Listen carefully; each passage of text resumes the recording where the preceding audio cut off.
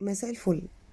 دلوقتي انا محتاجه اعرف هي ازاي شركه ايدي الزانوسي بعد ما كانت احسن شركه خدمه ما بعد البيع بقت اسوأ شركه خدمه ما بعد البيع. ازاي بقى كده؟ انا جايبه منهم سخان اولمبيك وهو في الضمان. جيت اشغله لقيت الهيتر والباور مش شغال. بتصل بخدمه العملاء اللي هي 149 علشان يجيبولي فني، فلقيت خدمه العملاء بتقولي هو في الضمان ولا مش في الضمان. قلت لها في الضمان.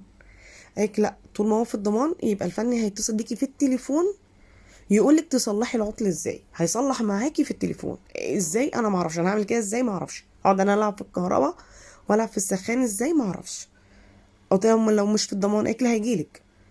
فده بقى السيستم اللي بقى ماشي مع الشركه. حتى الغساله بتاعتي بقى نفس النظام. بره الضمان بيجي، ما طالما هياخد فلوس هيجي، انما هيبقى في حاجه تصليح على حساب الشركه.